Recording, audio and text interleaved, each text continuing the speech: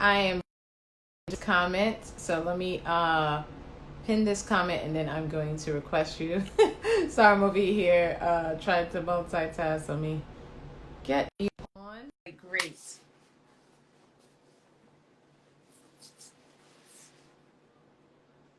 Oh, right. Good to see you. Sorry about Instagram being so rude and just cutting Oh off my gosh. so abruptly like that. So I definitely wanted to do log back in and being able to have more time for you to discuss on that and not just be such this cut. They're so mean. It just cut off just like that. I didn't So even realize it just cuts off like that. I never have been live. This is my first really? live. Yeah. Oh, yes, exciting. Yeah, they what they do is they have a timer. So for when it reaches about an hour, it doesn't matter if you're addressing the nation, it will just cut right off. So I'm just like, oh, come on. So I hate that. So I definitely love to, go back in and just properly have a little bit more time so you don't feel as rushed because I'm like, that's so mean. Yeah, it really just cut. Yes. Oh, some people here say yes, it cut quick. It had to bring it back. Yes, I agree. We definitely had to. So, yes, as you were talking about your last question, that said that what is something that you would change in a plus size world, right? I believe that was the last question. Yeah.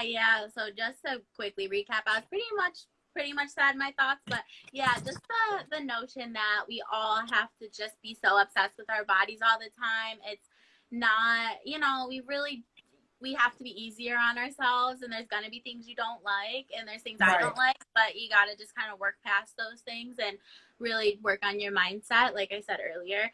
And in addition to that, this idea that if you're bigger, you have to shrink yourself down. You have to wear black and you have to hide yourself and wear big clothes. Like, I don't believe any of that. I love a bodycon dress. I love a bright color.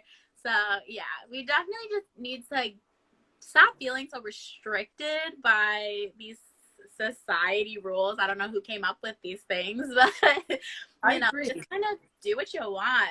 So I agree. I agree. And I think that, like you mentioned, there's so many rules where, like you mentioned, oh, people, well, I don't even want to say people, that society has created. And I'm glad to see that now things are moving towards a direction where we're like, who made this? Why are we even listening to that? Are you good? I'm good. Let's continue doing what we're doing. So yeah. that's exciting. I do have another question. I know you got recently reposted from Lizzo. Congratulations. So I Yeah. wanted to talk a little bit about that experience because what I love about her is that she's just such a boss. She's the total babe. Her music is great. Let me stop talking. Definitely hand you the floor. Yeah, no, I love her so much. So Yeah. I actually saw her in concert. I think it was last year, and she's just so talented and Yeah. so positive. Oh gosh, love her. But yeah, so I saw the Vogue challenge was like going around social media, and I honestly didn't think nothing of it. I was like, I'm kind of late on this trend, but I'll do it anyway. So I just edited Vogue on a few of the photos of myself that I liked, and was like, I'll just post these. Like, we need to see more plus size women of color on Of magazines. course. Yes. So I just kind of did it as partly for fun, partly as a statement. And I posted on Instagram first and then posted on TikTok because I was like, oh, I already made the photos, might as well. And I guess Lizzo saw it on TikTok. She was like looking for plus size black women on TikTok who had done the Vogue challenge and just added it in there. And I had no idea. One of my friends called me and texted me. I was like, you're on Lizzo's TikTok. And I was like, no way. Like, there's no What? way. Yeah. That is So I so exciting. went, yeah. So I just went and watched and screamed. And yeah. And it was crazy because I already love her and think she's amazing. So yeah, that was so cool. Such a moment. And I couldn't believe it. So, love her. So Wow. cool. Congratulations. I think, like you said, I Thanks. love Lizzo because what I love about Lizzo is that, she's just always sticking to her humble beginnings. She's a great person inside and out. And I just love how she is just like, hey, you accept who I am as an artist and everything about me. And if not, then you don't have to be my fan. And she doesn't set no limitations on that. And I just love Yes. that. I love how direct she is. So when I saw that on Instagram, I was just like, what? Congratulations. Because I think what is really cool is that, like you mentioned, she looked for different Black women to be in her TikTok. And it's just so uplifting. You know, she could have picked Yes. anybody. She could have said, hey, let me get some of my other friends that I know personally. But, you know, she was able to go out and say, hey, you know what? No, I'm representing real people and we need to be on this Vogue challenge, which I don't know why Vogue has not even been able to have so much diversity, so much different things on their front cover anyway, but it's okay. It's Yeah, okay. But yeah, I've been enjoying these challenges more than actual Vogue, which is funny because I'm just yes. like looking at them and seeing what people are creating. I'm like, God, man, So like, creative. Yes. All these yeah. photographers and just, oh my gosh, I love it. I'm like, give all these people jobs. Give them all jobs. Yes, I agree. I definitely hope it opens up a lot of opportunities for people, especially in the fashion industry, who may want to be able to bring their talents to the table so it can be highlighted. So I'm just hoping that with the direction of a lot of things that's going on, that hopefully things will change. So one of my other questions I do have for you is, what are your thoughts and opinions on the different things that we've been seeing in the fashion industry as far as different companies trying to take initiative to have people of color within workplace? What are your opinions about that? Oh yeah, so I think it's just such a long time coming. It's one of those things where it's no secret that so much of fashion comes from Black culture. Like, it's true. Hair, accessories, nails, clothes. I said I'm really into streetwear, like sneaker culture. All of these things stem from the Black community and they become so mainstream. Like everyone's wearing Balenciaga sneakers now that are like $900. And, so it's just Black people, man, set the tone. And I think it's only right that they are in more of these positions to make money and make Yes. calls. And and it's just such a long time coming. That's really the main thing, is that it makes sense. Of course there should be more Black people at these brands and in these Yes. boardrooms. So I guess the good thing is that people finally are kind of trying, I guess. Hopefully. I don't know. I want to be really positive and optimistic. So hopefully, Of course, yes. yes. I agree. I definitely agree with you in that whole retro aspect because I think what the things that we're seeing at in the fashion industry, and especially here being in New York like yourself, I think that what we're seeing a lot is your brand is saying one thing on social media, but your fashion show says otherwise, and so is their guests that attend these fashion shows. Also, it's setting the tone for a different thing. So even it's sadly to say, we had to take the situation of George Floyd to really bring a whole movement. And it's sad that it had to get to that point. There was a lot of times where people had this talent, people had this different, they were portraying all of these different things and it was still overlooked. So it had to take something monumental now on a different level for people to be able to see that awareness. And I think the fashion industry, out of most, is an industry where they've seen the talents of others for a long time. So like you said, I definitely wish the best and I'm hoping for positivity, but I think that it needs to be a little bit more concrete in changes. And I think an Instagram post at this point will not be able to be the cure all of all problems. Exactly.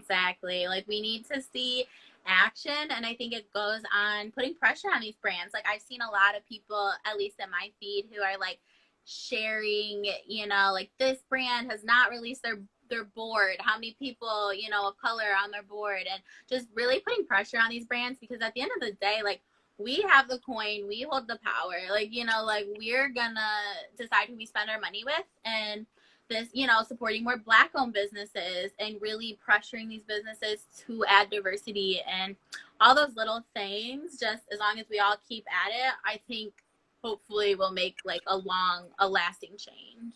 I agree. I definitely agree. And that leads me to one of my other questions now with you is if you had to collaborate with a particular brand and had all creative control, who would you want to collaborate with and what would you like to create?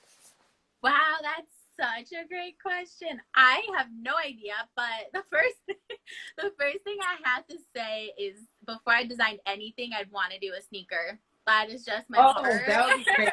That would be great. Let me know where I can get it because I'll be one of those people standing in line. Let me know. Yes.